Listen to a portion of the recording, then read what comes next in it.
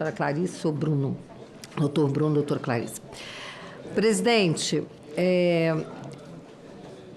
primeiramente eu quero dizer que eu estou muito feliz com o que aconteceu hoje. Não que a gente fique feliz com a prisão em si, mas é porque isso é resultado do nosso trabalho.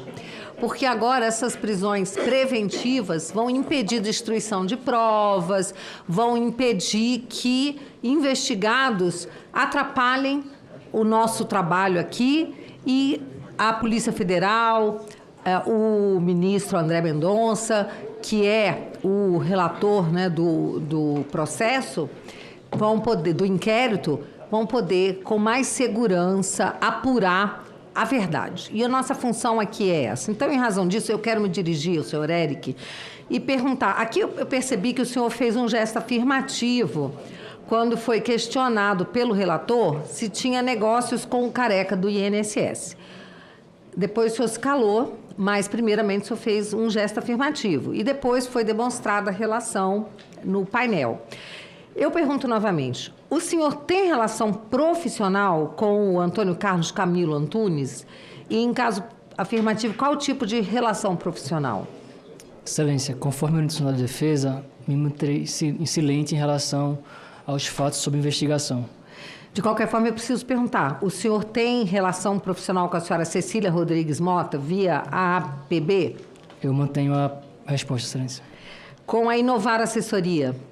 Mantenho a resposta, excelência. A ADS Soluções? Mantenho a orientação da minha defesa. Ok.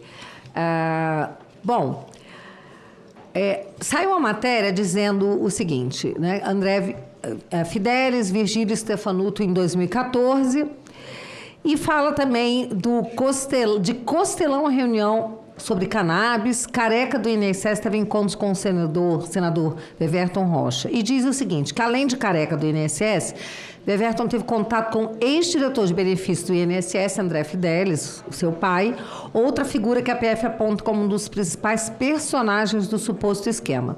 À época, o servidor buscava ajuda no Congresso para ser nomeado na cúpula do Instituto. E aí o senador Weverton disse, fiz o apoiamento a André Fidelis por ser um funcionário de carreira, que chegou a mim com um ótimo currículo dentro da Previdência. Então, diante disso, eu pergunto, há quanto tempo o senhor conhece Carlos Gabas?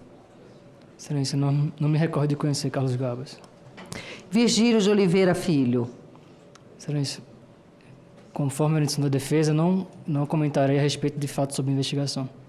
Alessandro Stefanuto? Mantenho a resposta, excelência. Tá. O senhor conhece Benedito Adalberto Brunca? Não me recordo. Não se recorda. A gente percebe um padrão, que quando o senhor não conhece, o senhor afirma, não conheço, não me recordo, mas quando o senhor conhece, eu diz, não vou falar. Então, a gente, de qualquer forma, consegue identificar qual é a sua resposta, né? O senhor sabe há quanto tempo o seu pai conhecia esses personagens, já que ele era superintendente do INSS naquela ocasião, em 2014? Por que, o senhor sabe dizer há quanto tempo seu pai conhecia essas pessoas? Excelência, não posso responder por terceiros, não tenho conhecimento sobre isso. Não tem conhecimento, tá. Bom, eu queria dizer o seguinte, nós estamos vendo aqui, né, o senhor tendo um padrão aqui de não querer falar, de optar pelo silêncio. Até mesmo a gente tem percebido em situações que, é claro que isso é uma função da sua advogada, mas que a gente entende que seriam situações que não seriam incriminadoras, como alguns dados que são perguntados, datas, mas enfim, é a sua opção. E a gente sabe que esse tipo de silêncio muitas vezes poderá vir a ter implicações, né? Mas eu quero dizer o seguinte, a gente fica aqui ouvindo uma narrativa que não tem como se sustentar, né? E o senhor faz parte desse esquema, sua empresa recebeu aí, o senhor recebeu em torno de 8 milhões de reais como advogado, alguém que presta serviço jurídico. E aqui a gente percebe um padrão, por exemplo, teve uma outra advogada aqui da Sindinap, a senhora Tônia Galete, que recebeu, ela e sua família, 20 milhões de reais pelos serviços prestados, né? Serviços de advocacia. Então, assim, realmente é uma coisa... Eu sou advogada também, né? A gente sabe que não é fácil receber honorários nessa monta e a gente percebe que isso realmente é uma questão de lavagem de dinheiro. Vai ficando tudo muito claro. Eu acho que tanto para nós que fazemos parte dessa CPMI, como para aquelas pessoas que estão assistindo. Vai cravando essa convicção no coração, nas mentes do povo brasileiro. E é por isso que é tão importante a gente continuar ouvindo as pessoas, presidente, mesmo que elas se calem, a história vai sendo revelada. Não é o silêncio gritante dessas pessoas que vai fazer com que a verdade seja escondida.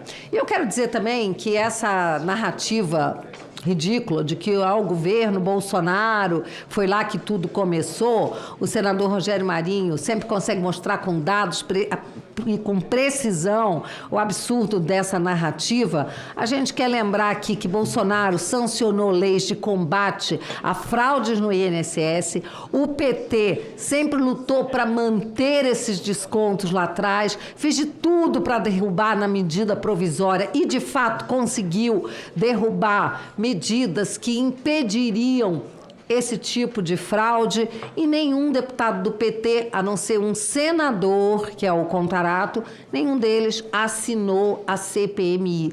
E continuam aqui cada vez mais blindando pessoas que deveriam, mereciam ser investigadas, vir aqui depor, ter os seus sigilos quebrados. Nós não estamos nem um pouco preocupados em blindar ninguém. Hoje nós sabemos que tem uma lista de pessoas presas, dentre elas o seu pai. Temos aqui Vinícius Ramos da Cruz, presidente do ITT, que é o Instituto Terra, Virgílio Antônio Ribeiro de Oliveira Neto, Thaisa Hoffmann, que veio aqui e se comportou de forma arrogante, Alessandro Antônio Stefanuto, preso, presidente do INSS, Carlos Roberto Ferreira Lopes, que é o presidente da Conafer, que, segundo eu fui informada, não foi encontrado ainda, não sei se já foi ou não. André Paulo Félix Fidelix, seu pai, né? Tiago Abrão Ferreira Lopes, irmão daquele que está desaparecido, e Antônio Carlos Camilo, que já estava preso e vai ter o cumprimento no presídio, né? Samuel Crisóstomo, Cícero Marcelino de Souza, e a gente tem aqui o senhor José Carlos Oliveira, de Tornozeleira. Nós queremos que todos eles, todos, não importa em que época que ocuparam que cargo, que eles sejam investigados. E havendo parlamentares que sejam investigados também, porque nós estamos aqui para fazer um serviço, que é um serviço que nós devemos à população brasileira. Essa é a nossa função, como parlamentares, como representantes do povo. E, por último, senhor presidente, eu quero me solidarizar aqui aos advogados dos presos de 8 de janeiro, que, sinceramente, eu vi aqui uma senadora que sempre sai na defesa dos advogados, atacar advogados ontem por ocasião da sabatina. Eu não entendi por que ela fez isso, achei que foi uma coisa completamente fora da sua conduta, normalmente para ajudar e defender a advocacia e os advogados, e quero me solidarizar, porque conheço vários desses advogados, são pessoas de bem, pessoas que muitas que atendem até fazem um serviço gratuito, gracioso, porque sabem que as pessoas que estão lá têm necessidade, muitos não têm como arcar com a defesa jurídica e são perseguidos políticos. Agora, parece que a senadora queria que eles levassem os seus clientes a querer botar a culpa no presidente Jair Messias Bolsonaro, e o fato deles não falarem isso, porque não seria verdade, né? Então faz com que gerou esse inconformismo. Eu sinto muito ver uma senadora que sempre defendeu os advogados fazer um ataque tão despropositado aos valorosos advogados que têm se colocado a favor daqueles mais perseguidos e aquelas pessoas hoje mais vulneráveis. Muito obrigada.